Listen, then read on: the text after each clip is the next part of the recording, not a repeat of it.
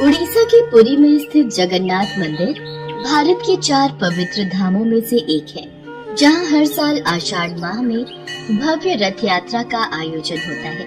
हिंदू धर्म में जगन्नाथ रथ यात्रा का बहुत अधिक महत्व है।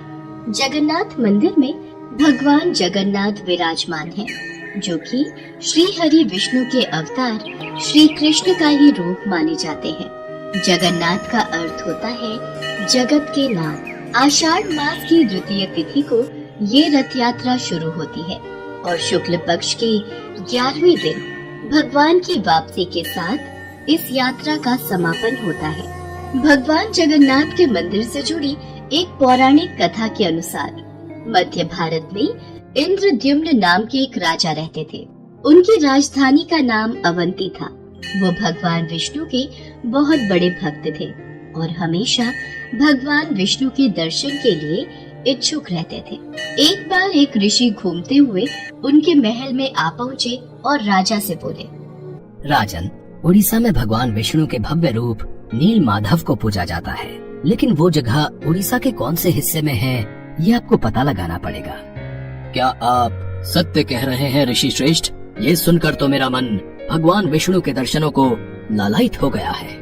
राजा इंद्रद्युम्न अत्यंत आनंदित हो गए और तुरंत महल के मुख्य पुजारी के भाई विद्यापति को आदेश दिया कि वो उड़ीसा जाकर नील माधव की खोज करे। राजा के आदेश अनुसार विद्यापति ओडिशा भ्रमण करने निकल पड़े। बड़ी ही लंबी यात्रा के बाद जब विद्यापति ओडिशा पहुँचे, तब उन्हें कुछ गुप्तचरों के माध्यम से पता चलता है कि सबरों के मुखिया विश्ववासु एक गुप्त गुफा के अंदर नील माधव की पूजा करते हैं। विद्यापति विश्वासु के पास गए और बोले, महाशय, कृपा करके आप मुझे देव पूजा का स्थान दिखा दीजिए। मैं विश्वास के साथ यहाँ आया हूँ। नहीं नहीं, मैं तुम्हें उस स्थान पर नहीं ले जा सकता। मुझे माफ करो। अब मैं क्या करूँ? यदि ऐसे ही वापस गया तो महाराज को क्या जवाब दूंगा? मुझे कोई और रास्ता ढूंढना होगा। विद्यापति उसी गांव में रुक गया। कुछ ही दिनों में विद्यापति को विश्ववासु की बेटी ललिता से प्यार हो गया और दोनों ने शादी भी कर ली। शादी के कुछ दिन बाद विद्यापति ने अपनी पत्नी से कहा, ललिता, सुनो, क्या तुम नील माधव की सिर्फ एक झलक दिखाने के लिए अपने पिता से कह सकती हो? तुम्हारे पिता तुम्हारी बात नहीं टालेंगे।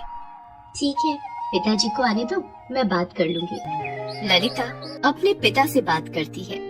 ठीक है, पर मेरी एक शर्त है। विद्यापति मेरे साथ आँखों पर पट्टी बांध कर जाएगा। विद्यापति शर्त मान लेता है, पर वो बड़ी ही चालाकी से अपने साथ कुछ सरसों के दाने ले जाता है और गुप्त गुफा तक पहुंचने के रास्ते को याद रखने के लिए रास्ते में सरसों के दाने गिराते हुए जाता है। गुप्त गुफा में पहुंचने के बाद जब विद्यापति ने नील माधव की दिव्य छवि को देखा, तब वो उन्हें देखता ही रह गया। गुप्त गुफा से लौटकर विद्यापति ने राजा इंद्रद्युम्न को सब कुछ बताया। तब राजा इंद्रद्युम्न भी अपने प्यारे भगवान के दर्शन के लिए तुरंत निकल पड़े। लेकिन जब राजा इंद्रद्युम्न विद्यापति के साथ गुप्त गुफा में पहुँचे, तब उन्हें वहाँ कुछ नहीं दिखा। नील माधव अंतर्धान हो चुके थे। यहाँ पर तो कुछ भी नहीं है। प्रभु कहाँ गए? महाराज, मैंने यही उनके दर्शन किए थे, पर अब वो यहाँ से अंतर्ध्यान हो गए हैं।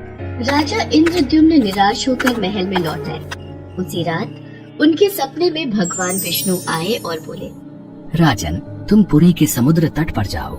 वहाँ तुम्हें एक लकड़ी का लट्ठा मिलेगा जो पानी में तैर रहा होगा। उसे लेकर आओ और उस लकड़ी से मूर्ति का निर्माण करो। राजा इंद्रद्युम्न ने इस संदेश का पालन किया और वो पुरी के समुद्र तट पर पहुँच गए और वहाँ उन्हें सचमुच एक लकड़ी का लट्ठा पानी में तैरता हुआ दिखाई दिया। लेकिन राजा इंद्रद्युम्न के सेवकों के लाख कोशिशों के बावजूद भी कोई उस लकड़ी के लट्ठे को उठा नहीं पा रहा था। अंत में कबीले के सरदार विश्ववासु की सहायता से उस लकड़ी के लट्ठे को महल में लाया गया, परंतु उस लकड़ी के लट्ठे से कोई भी कारीगर नील माधव की छवि तराश नहीं पा रहे थे। महाराज, हमारे लिए ये कार्य करना असंभव है। हम इस लकड़ी के लट्ठे से कोई भी मूर्ति नहीं तराश पा रहे हैं। हमें क्षमा कीजिए। जब इस काम को करना नामुमकिन हो गया, तब भगवान विष्णु ने फिर से राजा के सपने में दर्शन दिए और कहा, राजन, तुम देवताओं के शिल्पकार विश्वकर्मा की आराधना करो। वो इस कार्य को अवश्य पूरा करेंगे। भगवान विष्णु के कहने पर राजा इंद्रद्युम्न ने देवताओं के शिल्पकार श्री विश्वकर्मा से प्रार्थना की। तब वो सबके समक्ष एक बूढ़े बढ़ई के रूप में प्रकट हुए और राजा इंद्रद्युम्न से बोले, राजन, मैं आपको विश्वास दिलाता हूँ कि मैं कुछ ही दिनों में तराश कर मूर्तियाँ तैयार कर दूंगा, लेकिन मेरी कुछ शर्तें हैं। जी प्रभु बोलिए, मुझे आपकी सारी शर्तें मंजूर हैं। मैं भगवान श्री विष्णु की मूर्ति को 21 दिनों में बनाकर तैयार कर दूंगा, पर मैं ये कार्य अकेले में एक बंद कक्ष में रहकर करूंगा। अगर किसी ने भी मेरा कार्य पूरा होने से पहले कक्ष के द्वार को खोला तो मैं कार्य को अधूरा छोड़कर चला जाऊंगा। मुझे आपकी सारी शर्तें मंजूर हैं। कृपा करके आप कार्य को आरंभ कीजिए। और फिर भगवान विश्वकर्मा ने कक्ष के द्वार बंद कर लिए और अपने कार्य में लग गए। लोगों को उस कमरे से सिर्फ आरी, छेनी और हथौड़ी इत्यादि की आवाजें सुनाई देती थी।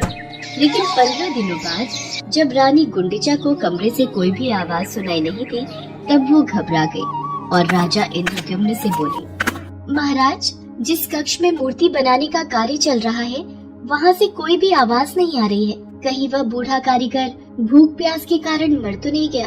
आप एक बार कक्ष को खोलकर देख तो लीजिए, कहीं हमारे सिर कोई पाप न लग जाए। पर महारानी, हमें उन्होंने यही शर्त रखी थी कि 21 दिन से पहले उस कक्ष का द्वार न खोला जाए। कहीं कोई अनहोनी हो गई तो? महाराज, ऐसे भी तो हम चिंता में हैं। कक्ष को खोले बिना कुछ पता नहीं चलेगा। रानी गुंडिचा ने राजा इंद्रद्युम्न से कक्ष का द्वार खोलने की जिद की। आखिर में कक्ष के द्वार को खोला गया और राजा इंद्रद्युम्न के ऐसा करते ही वो बूढ़ा कारीगर बने भगवान विश्वकर्मा गायब हो गए और अपने पीछे आधी बनी 3 मूर्ति छोड़ गए। राजा इंद्रद्युम्न को इस बात से बहुत दुख पहुंचता है कि उन्होंने विश्वकर्मा की बात को नहीं माना और शर्त के नियम तोड़ दिए। इसी कारण प्रभु जगन्नाथ के हाथ और पांव आधे बने हुए हैं। राजा इंद्रद्युम्न ने उसी रूप में उन मूर्तियों की स्थापना की जो आज जगन्नाथ मंदिर के नाम से प्रसिद्ध है, जहां श्री कृष्ण भगवान जगन्नाथ के रूप में बड़े भाई बलराम और छोटी बहन सुभद्रा के साथ विराजमान है। प्रभु जगन्नाथ को भी बुखार होता है, उनको भी दवाई दी जाती है। कभी कभी वो ठीक हो जाते हैं, पर कभी कभी नहीं। उनका पुनर्जन्म होता है जिसे नव कलेवर कहा जाता है, जो हर 8 साल, 12 साल और 19 साल में एक बार होता है। इन दिनों उड़ीसा सरकार पुरी में अंधकार का ऐलान करती है और कुछ खास पुजारी अपनी आंखों पर लाल कपड़ा और हाथों में लाल कपड़ा बांधकर पुरानी मूर्ति से कुछ रहस्यमयी चीज को निकालकर नई मूर्ति में लगा देते हैं, जिसे ब्रह्म पदार्थ कहा जाता है। ब्रह्म जो जीवन का प्रमाण देता है। जैसे प्रत्येक मनुष्य के शरीर में आत्मा होती है, उसी प्रकार प्रभु जगन्नाथ के शरीर में ब्रह्म या परमात्मा रहते हैं। यही कारण है कि प्रभु जगन्नाथ दुनिया के एकमात्र जीवित ठाकुर जी हैं, जो भक्तों की पुकार सुनते हैं, समझते हैं और उनकी इच्छाओं को पूरा करते हैं। श्री जगन्नाथ मंदिर के ऊपर स्थापित लाल ध्वज सदैव हवा की विपरीत दिशा में लहराता है। प्रतिदिन सायकाल मंदिर के ऊपर स्थापित ध्वज को मानव द्वारा उल्टा चढ़कर बदला जाता है। कहा जाता है कि जब श्री कृष्ण की मृत्यु हुई थी, तब एक बहेलिये ने ही उनका अंतिम संस्कार किया था, लेकिन उस वक्त श्री कृष्ण का दिल आग में जला नहीं था, जिस वजह से बहेलिये ने उस हृदय को लकड़ी के गुच्छे में बांधकर समुद्र में प्रवाहित कर दिया था, जो फिर बहते बहते पुरी के समुद्र तट पर पहुंचा और वहां से फिर राजा इंद्रद्युम्न ने उसे प्राप्त कर प्रभु जगन्नाथ की मूर्ति का निर्माण करवाया।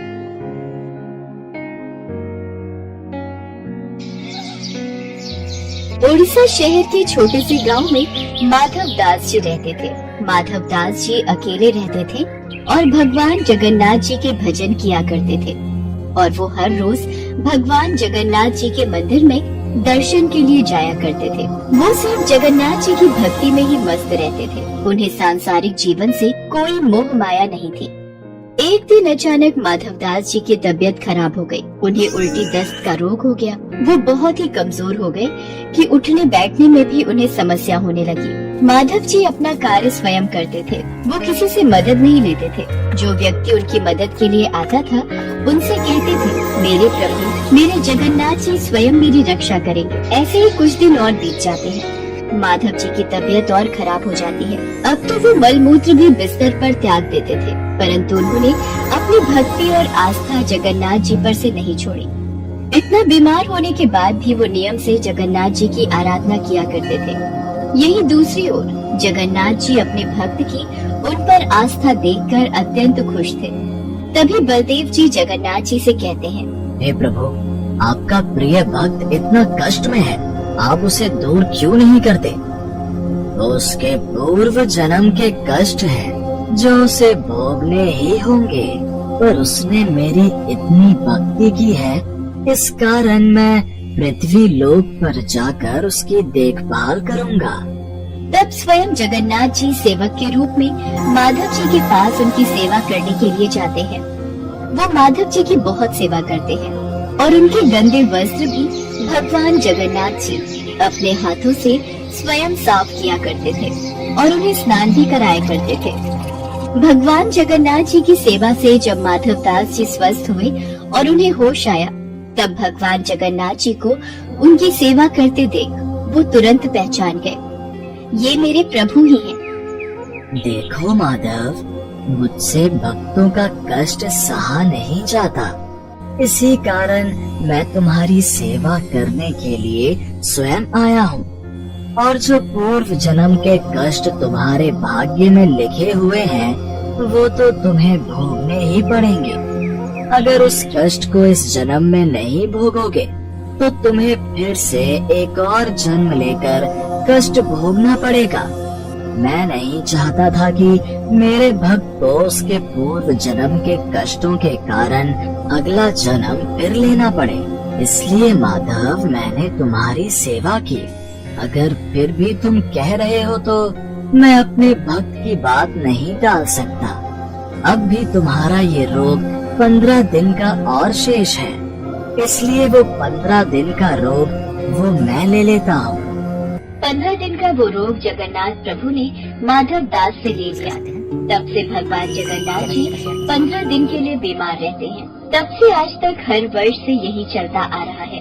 ज्येष्ठ पूर्णिमा को भगवान जगन्नाथ जी को ठंडे जल से स्नान कराया जाता है। इस स्नान के बाद भगवान को बुखार आ जाता है। 15 दिनों तक भगवान जगन्नाथ जी को एकांत में एक विशेष कक्ष में रखा जाता है, जहाँ केवल उनके वेधा और निजी सेवक ही उनके दर्शन कर सकते हैं। इस दौरान भगवान जगन्नाथ जी को फल के रस, औषधि एवं दलिये का भोग लगाया जाता है और रोग मुक्त करने के लिए उन्हें काढ़ा भी पिलाया जाता है। भगवान के स्वस्थ होने पर अपने भक्तों से मिलने रथ पर सवार होकर निकलते हैं, जिसे रथ यात्रा कहा जाता है। इस रथ यात्रा में भगवान जगन्नाथ जी के साथ साथ उनके भाई और बहन भगवान बलदेव और देवी सुभद्रा की भी रथ यात्रा निकलती है। रथ यात्रा प्रतिवर्ष आषाढ़ मास की शुक्ल पक्ष की द्वितीय तिथि को निकलती है।